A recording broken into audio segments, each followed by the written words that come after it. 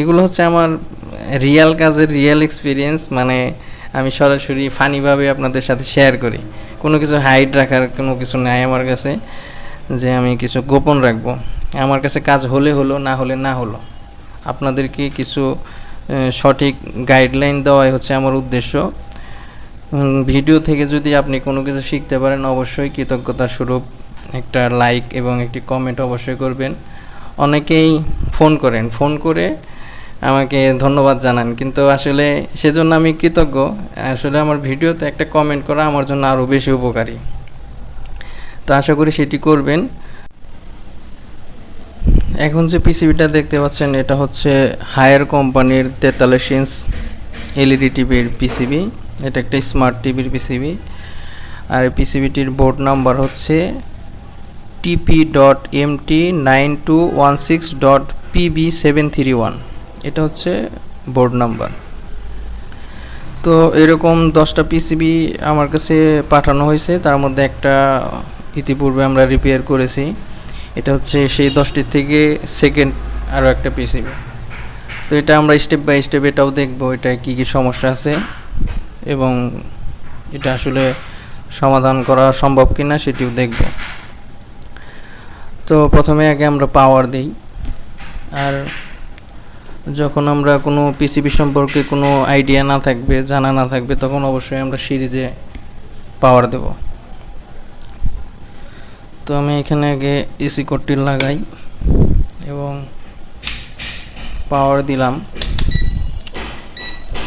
মিটারকে আমরা ডিসি রেঞ্জে রাখলাম। এখন আমরা মেইন ফিল্টার ক্যাপাসিটরে 300 ভোল্ট প্রেজেন্ট আছে কিনা সেটি চেক করব।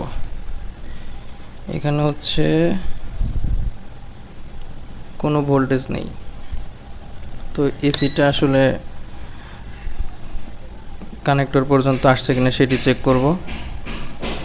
এবং দেখতে পাচ্ছি এখানে এসি 220 ভোল্টের মতো আছে। এখানে পিসিবিটির এখানে বার্ন মার্ক দেখা যাচ্ছে, এখানে হয়তো বা হাই ভোল্টেজ আঘাতপ্রাপ্ত হয়েছে, যার কারণে ফিউজ ওপেন হয়ে গেছে।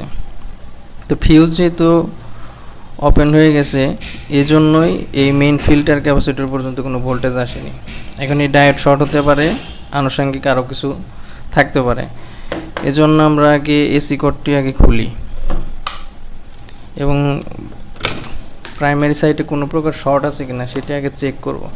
তার পরবর্তীতে ফিউজটা কানেক্ট করে আমরা পাওয়ার দিব। এজন্য আমরা মিটারকে ডায়োড রেঞ্জে নিব। এটা হচ্ছে ডায়োড মোড। তো সর্বপ্রথমে আমরা আগে মেইন ফিল্টার ক্যাপাসিটরে শর্ট আছে কিনা সেটি চেক করি।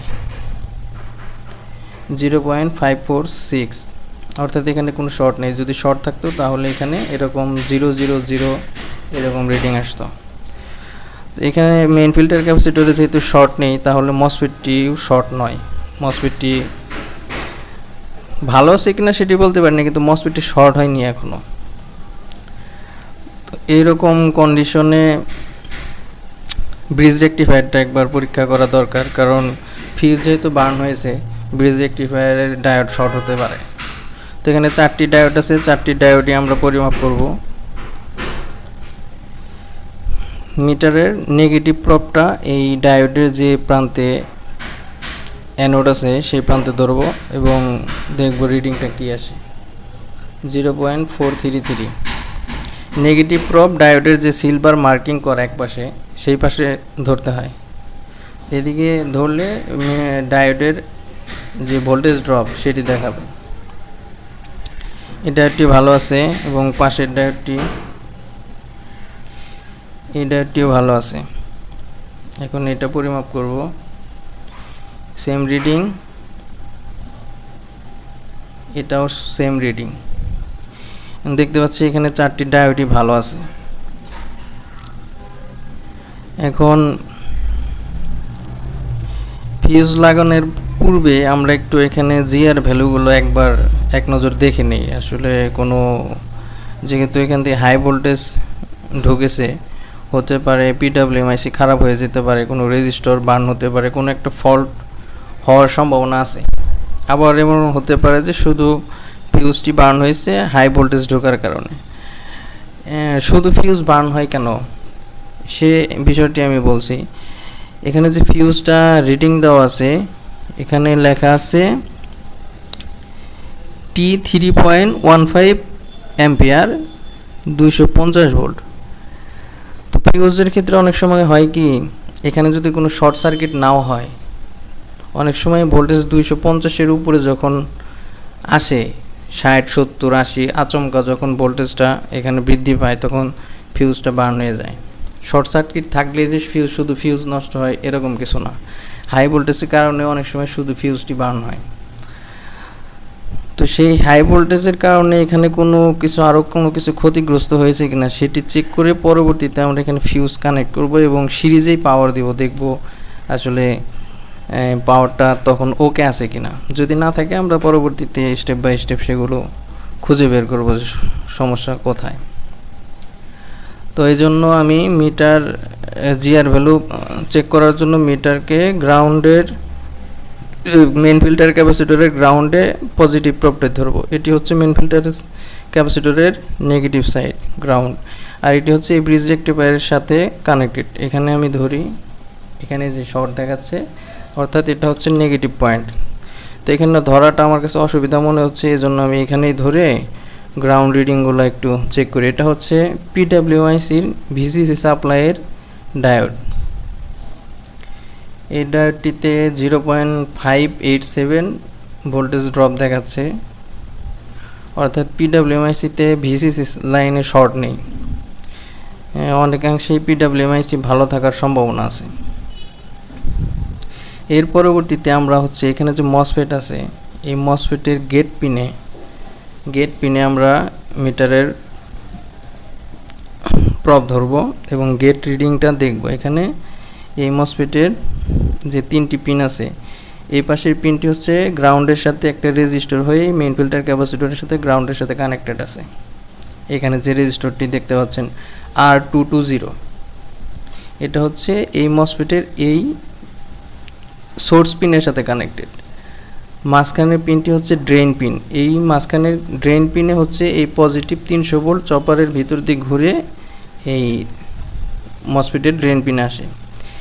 এবং এটা হচ্ছে গেট পিন, এটা হচ্ছে সুইচিং পিন, যেটা হচ্ছে পিডাব্লিউআইসি থেকে পালস আসে, সিগন্যাল আসে, সেই হিসাবে এই মসফেটটি কাজ করে। তো এখান থেকে আমরা এই গেট লাইনে কোনো শর্ট আছে কিনা সেটি চেক করব এবং এখানে মিটারটি ধরে দেখি এবং রিডিং দেখাচ্ছে 0.742, একদম স্বাভাবিক রিডিং আছে। এখন এআইসিটির কাজ হচ্ছে মসফেটকে গেট পালস দেওয়া এবং ফিডব্যাক গ্রহণ করা। ফিডব্যাক গ্রহণ করবে এই পিসির এই যে 3rd নাম্বার পিন, যেটা কালেক্টর পিন, সেই পিন থেকে ফিডব্যাক গ্রহণ করবে। এই পিনে শর্ট আছে কিনা এটা চেক করার একটা পদ্ধতি। তো এখানে গ্রাউন্ড আমরা সবসময় মিটারের পজিটিভ প্রবটা গ্রাউন্ডেই ধরে রাখবো। এখন দেখব ফিডব্যাকে কোনো শর্ট আছে কিনা বা ওপেন আছে কিনা, এবং দেখতে পাচ্ছি 0.675 এবং রিডিংটি স্বাভাবিক। এমন অবস্থায় কোনো শর্ট পাচ্ছি না, সম্ভাবনা অনেকটাই যে ফিউজ লাগালে এটা রান হতে পারে। আর দ্বিতীয় একটা সমস্যা হতে পারে, পিডাব্লিউআইসিটা ফেল করতে পারে। তো প্রথমে আগে আমরা এখানে ফিউজটি কানেক্ট করি, ফিউজ কানেক্ট করে তারপরে আমরা পাওয়ার দিয়ে দেখি আসলে এই সিম্পল সমস্যাটা কিনা। তো এই জন্য একটু এটার এখানে ফল্টটি লেখাই আছে, কিন্তু কি ধরনের ফল্ট সেটি লেখা নেই। আমি ব্যাকপার্টটা খুলে নিই।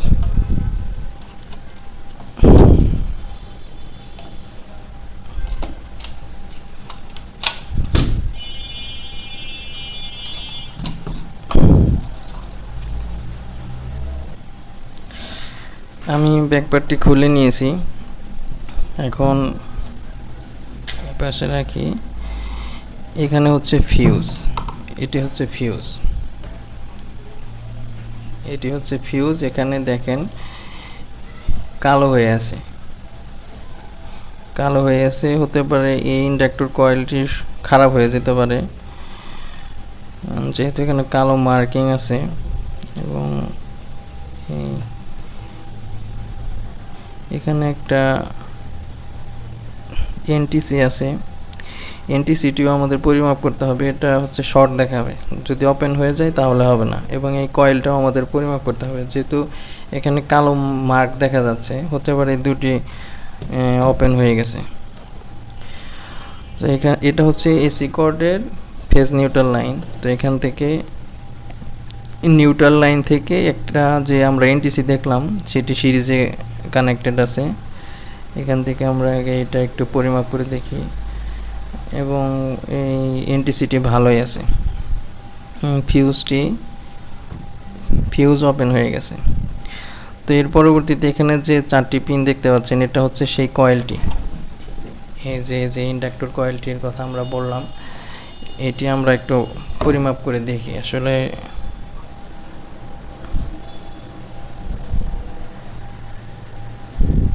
দেখেন কয়েল ওপেন হয়ে গেছে।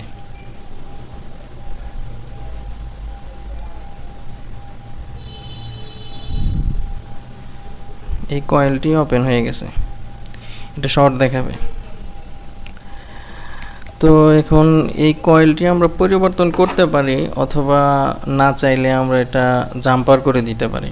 এখান থেকে এই প্রান্ত থেকে এই প্রান্তে জাম্পার করে দিতে পারি।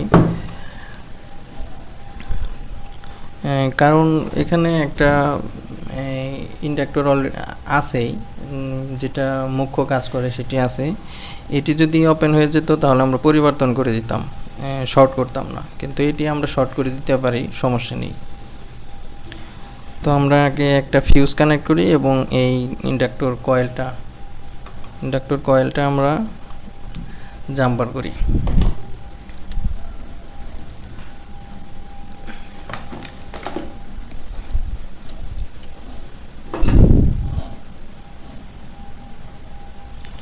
আগে ফিউজ কানেক্ট করি।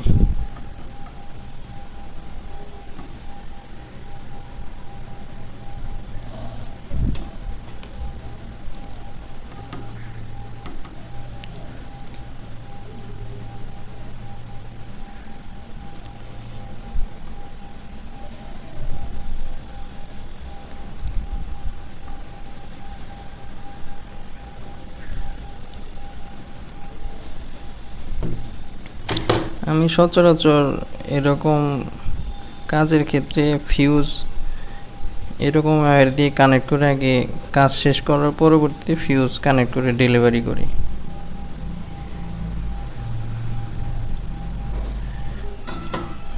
এতে হয় কি, ধরেন আরও কোনো সমস্যা থাকলে ফিউজটা বার্ন হওয়ার হাত থেকে রক্ষা পায়। আমি কমপ্লিট হয়ে গেলে তখন আমি আবার এই ফিউজগুলো লাগিয়ে দিই আর কি।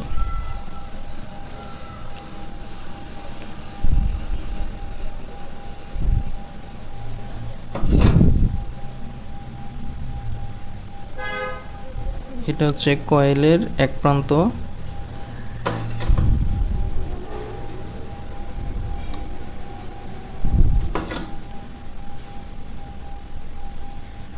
এটা হচ্ছে আরেকটি প্রান্ত।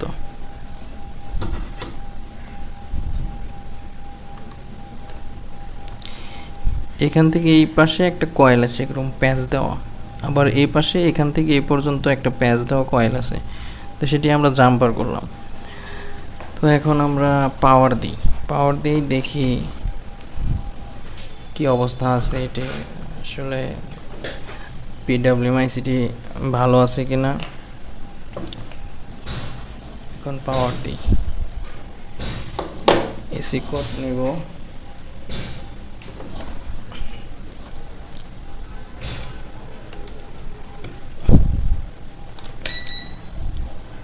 এখানে সিরিজ ল্যাম্প আছে, যদি কোনো শর্ট বা কোনো কিছু থাকে সিরিজ ল্যাম্পটি জ্বলে উঠবে। তো পাওয়ার দিলাম। এখনও দেখতে পাচ্ছেন এখানে কি কন্ডিশন। এটা যদি আমি ডাইরেক্টে যদি পাওয়ার দিতাম, দেখতে পাচ্ছেন কি অবস্থা। এই ইন্ডাক্টর শর্টটা কি পরিমাণ শর্ট হয়েছে যে এখান থেকে ফেজ নিউট্রাল শর্ট করে ফেলছে। এটা কিন্তু সিরিজে কানেক্টেড, এই পাশ থেকে এই পাশে পার করে দিয়েছে, কিন্তু দেখেন এখানে কার্বন জমার কারণে এখানে ফায়ার করতেছে। যদি কার্বন না হতো তাহলে কিন্তু এখানে ফায়ার করতো না, এরকম স্পার্ক করতো না, ডাইরেক্ট শুধু সিরিজ জ্বলতো। এখানে যদি মানে আমার লাইন কানেক্ট করা যদি ভুল হইতো, যে ফেজ নিউট্রালে আমি শর্ট করে দিয়েছি, কিন্তু দেখেন এখান থেকে ধোঁয়া বের হচ্ছে, অর্থাৎ এখানে ফায়ার করে যে কার্বন ডাস্ট হয়েছে সেটি ফায়ার করতেছে। আরও একবার দেখাই, স্পার্ক করতেছে, দেখছেন গোড়া থেকে আগুন ধরতেছে, আগুন ধরতেছে। তো এরকম আমরা না করি, এখানে এই ইন্ডাক্টরটা আমরা ওপেন করি। এই কারণে দেখতে পাচ্ছেন এখানে যে মেইন ফিল্টার আছে, মেইন ফিল্টার পর্যন্ত ভোল্টেজ কিন্তু তারপরও আসছে, সেকেন্ডারিতে আসছিল কিনা জানি না। তো মেইন ফিল্টারে কিন্তু ভোল্টেজ আসছিল, যাই আমার মিটারের প্রপটি পজিটিভ নেগেটিভের সাথে লাগছিল, যাই হোক ডিসচার্জ হয়ে গেছে। যদি আমি ইলেকট্রনিক্সের কাজ করি, কিন্তু ক্যাপাসিটর আমি কখনোই এইভাবে ডিসচার্জ করি না, আমার প্রচুর ভয় করে। কিন্তু এটা কিন্তু আমার অগোচরে হয়ে গেছে, যার কারণে আমি এটা ইচ্ছা কিন্তু আমি দিতেই পারতাম না, আমি ডিসচার্জ করতে পারি না ভয় করে, যদিও কাজ করি আমি। যা হোক, এখন মেইন ফিল্টার ইন্ডাক্টরটি আমরা পরিবর্তন করি, খুলে ফেলে দেখি এখানে এর পরবর্তীতেও স্পার্ক করে কিনা।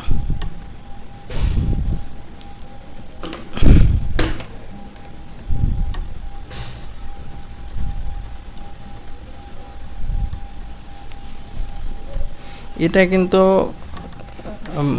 এরকম না যে এটা নষ্ট হয়ে এরকম হয়েছে, আসলে হাই ভোল্টেজ আসার কারণে এখানে কয়েলটি খারাপ হয়ে গেছে, খারাপ হয়ে এখানে ট্র্যাক সহ কার্বনের সাথে স্পার্ক করতেছে।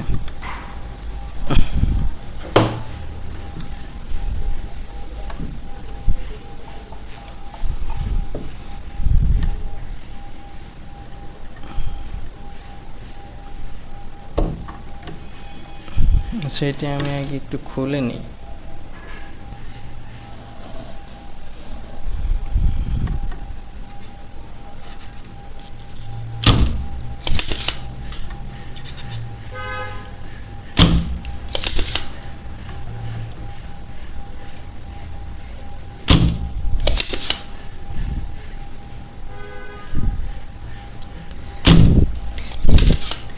যখন এরকম সিচুয়েশন হয় তখন আসলে কাজ একটু স্থিরভাবে করতে হয়। আমি যে মেইন ফিল্টার ক্যাপাসিটরটি পরিমাপ করতে গেলাম যে এখানে ভোল্টেজ আছে কিনা, কারণ ওইখানে শর্ট হওয়ার বা আমার মিটারের প্রবলেম লাগার কিন্তু একটাই কারণ এই মুহূর্তে আমি কিন্তু এক্সাইটেড ছিলাম, তো এই মুহূর্তে আমার ওখানে মিটার ধরাটা আসলে উচিতই হয়নি। দেখতে পাচ্ছেন ইন্ডাক্টর কয়েল এক পাশে পুরো কালো হয়ে গেছে, এবং এখানে বোর্ডের মধ্যে আমি একটু কাছ থেকে দেখানোর চেষ্টা করব, বোর্ডের মধ্যে কালো হয়ে গেছে।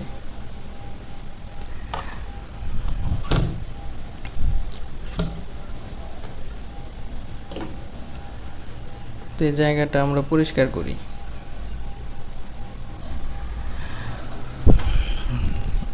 অন্ততপক্ষে আমাকে কিছু সময় মিনিটখানেক একটু স্থির থেকে তারপরে এখানে মিটার বা কাজ করার ছিল। এখান থেকে কিন্তু ক্ষতি হতে পারতো যে 300 ভোল্ট অন্য কোথাও লাগতে পারতো আমার মিটারের প্রব থেকে। তো এভাবে অসাবধানভাবে কাজ করা যাবে না।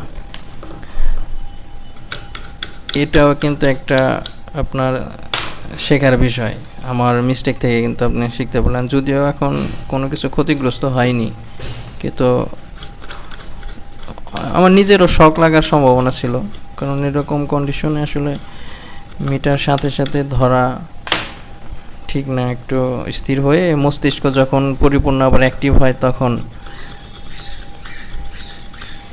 মূলত আমরা কিন্তু জাম্পার করেছিলাম এই পাশ থেকে এই পাশে। এটা হচ্ছে নিউট্রাল লাইনটা পাস করে দিলাম, এই পাশ থেকে জাম্পার করছিলাম, ফেজ লাইনটা পাস করে দিয়েছিলাম। কিন্তু এখানে হয়েছে কি, এখান থেকে স্পার্ক করতে করতে এখানে যে ডাস্ট কার্বন হয়ে গেছে, এখান থেকে ফেজ আর নিউট্রালের সাথে স্পার্ক করতে করতে এখানে দেখেন বোর্ডে কালো হয়ে গেছে।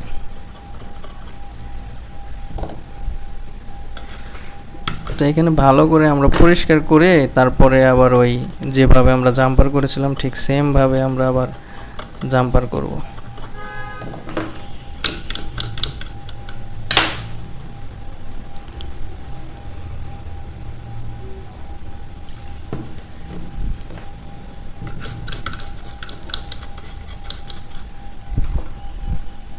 আপনার অনুভূতিটা কেমন সেটি একবার কমেন্ট করে আমাকে জানাবেন, আমার মতো আপনি ভয় পেয়েছেন কিনা। কারণ আমরা যখন কাজ করি তখন কিন্তু এটা মানে মুখের কাছে থাকে, একদম নাক বরাবর। এখানে যখন স্পার্ক করে ধোঁয়া বের হয় তখন কিন্তু যদিও কাজ করি আমরা, তা আমরাও কিন্তু ভয় পাই যে চোখে আসবে কিনা, মানে আচমকা কিন্তু এরকম আমরা ছিটকে উঠি। এটা যদি আমরা সিরিজ না দিয়ে ডাইরেক্ট দিতাম তাহলে কিন্তু আরও বেশি ফায়ার করতো, বেশি মানে বেশি ধরনের সমস্যা হইতো। দেখা গেত টেবিল রেখে দৌড় দিয়ে সরার অবস্থা হয়ে যেত।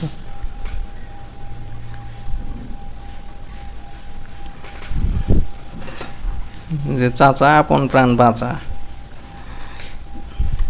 কাজ পরে আগে যান বাঁচা।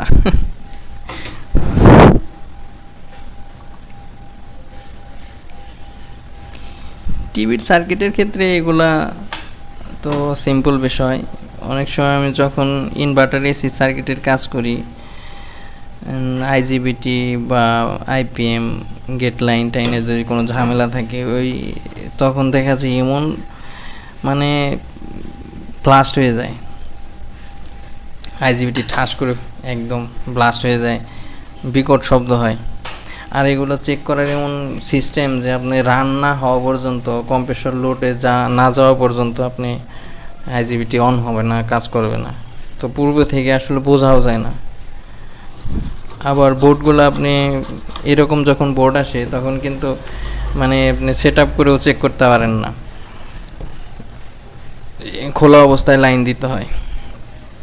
তো এখন আর একবার আমরা লাইন দেই, দেখি কি অবস্থা। একটু আমরা মিটার দিয়ে একবার এই ফেজ নিউট্রালের এই কি বলে রেজিস্ট্যান্সটা আমরা একবার পরিমাপ করি যে এখনও আসলে শর্টের দিকে আছে কিনা।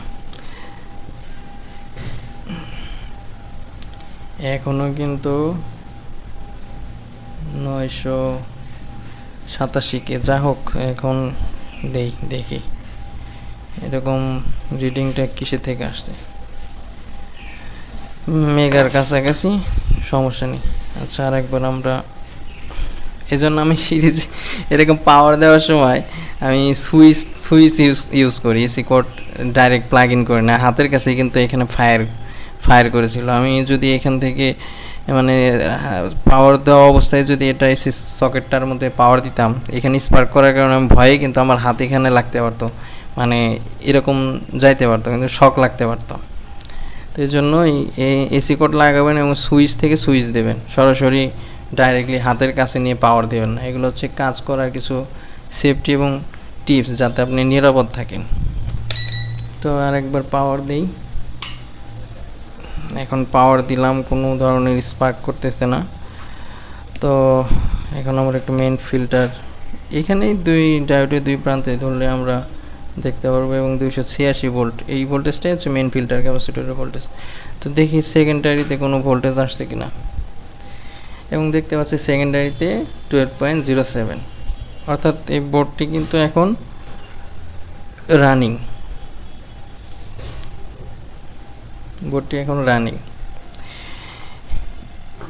আমরা একবার স্ট্যান্ড বাই রিলিজ করার চেষ্টা করি, দেখি স্ট্যান্ড বাই রিলিজ হয় কিনা। এখানে যে অপটিক্যাল আছে সেটি গ্লো করছে।